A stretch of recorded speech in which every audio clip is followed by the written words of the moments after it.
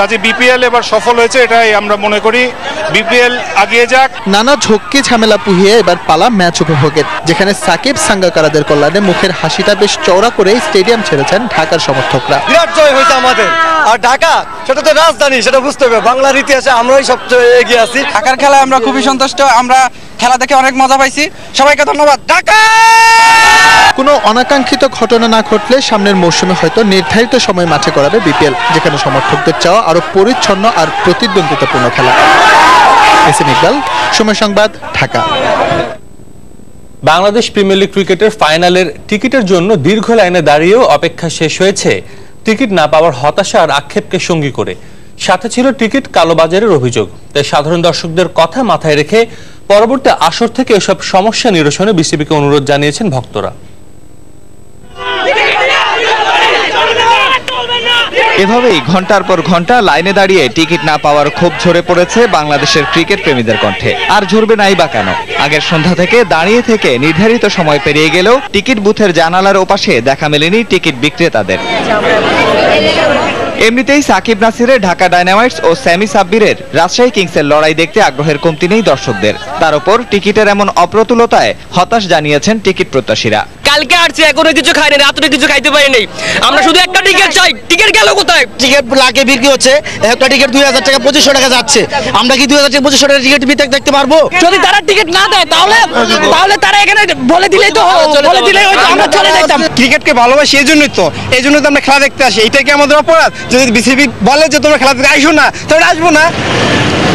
শুরু থেকেই টিকিট কালোবাজারির যে অভিযোগ ছিল প্রত্যাশীদের, তা যাচাই করতে গেলে প্রমাণ মেলে লাইনে দাঁড়িয়ে থাকা অনেকেই এর সাথে জড়িত, যার মধ্যে অনেকেই আবার হাতে নাতে ধরাও পড়েছেন।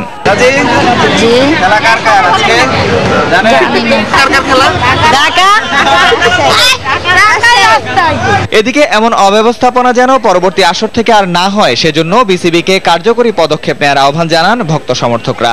খেলা দেখতে আসছি, আমরা যেন নির্বিঘ্নে টিকিট পাই, আমাদের এইটাই প্রত্যাশা। আমরা যেন নির্বিঘ্নে স্বাচ্ছন্দ্যে খেলা দেখতে পারি।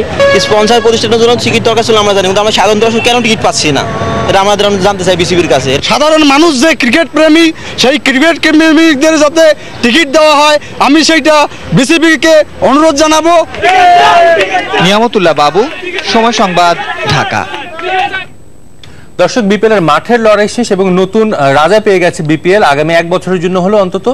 এরই মধ্যে কিন্তু আমরা দেখেছি এবার বিপিএল এর দারুণ কিছু ব্যক্তিগত এবং দলীয় পারফরমেন্সও ছিল। তবে এখন আপনাদের যেটা জানাবো যে এবারে বিপিএল এর ব্যক্তিগত পারফরমেন্সে কারা এগিয়ে ছিল, সেরা 5 ব্যাটসম্যান বা সেরা ব্যাটিং এ কারা ছিল, বোলিং এ কারা ছিল। প্রথমে একটু আপনাদের জানাবো যে সেরা ব্যাটসম্যান কারা ছিল।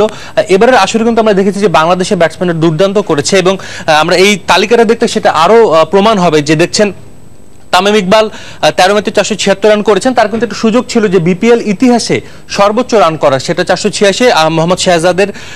আহমদ শেহজাদ পাকিস্তানের, তামিম 13 ম্যাচে 476 রান করেছেন, দারুণ গড়, এবং তার রেকর্ডও একটি স্পর্শ করেছেন। এবার সর্বোচ্চ 6টে 50, যেটা এর আগে শুধু শামসুর রহমান শুভুরই ছিল। এরপর মাহমুদুল্লাহ রিয়াদ, যিনি ম্যান অফ দ্য টুর্নামেন্ট হয়েছেন, শুধু 14 ম্যাচে 396 রানই করেনি, এর পাশে কিন্তু তিনি 10টি উইকেটও নিয়েছেন। সাব্বির রহমান 15 ম্যাচে 377 রান করেছেন, যদিও তার একটি সেঞ্চুরি। গত আসরে তিনি 150-তে করেছিলেন 189 রান, এবার তিনি ঠিক তেমনি সেঞ্চুরিতে 377 করেছেন। গেল কয়েকটি ম্যাচে কিন্তু ছন্দহারা ছিলেন তার সেই কেলেঙ্কারির পর থেকে। এরপর কুমার সাঙ্গাকারও গত আসরে, যিনি 349 রান করে সর্বোচ্চ স্কোরার ছিলেন, এবার তার রান 370। মোহাম্মদ শাহজাদ আফগানিস্তানের ক্রিকেটার, রংপুর রাইডার্সে খেলেছেন, এবং মেহেদী মারুফ এবং মুশফিকুর। মেহেদী মারুফ কিন্তু দারুণ একটা সময় পার করছেন, তার ক্যারিয়ারের সবচেয়ে ভালো সময় বলা যায়। তিনি এরই মধ্যে কিন্তু গতকাল ফাইনালের চলাকালীন কিন্তু তাকে অন্তর্ভুক্ত করা হয়েছে স্কোয়াডে, সে নিয়েও আমাদের একটি খবর আছে পরবর্তী অংশে। এবং মুশফিকুর রহিম, তিনি বিপিএল এর ইতিহাসে কিন্তু সর্বোচ্চ রান সংগ্রাহক। এবারও কিন্তু প্রথম দিকে বেশ ভালো ছিল, তার 12 ম্যাচে 341 রান করেছেন, গড়ও কিন্তু বেশ দারুণ। তো বলা যায় যে নিউজিল্যান্ড সফরে যখন বাংলাদেশ যাচ্ছে, ঠিক তার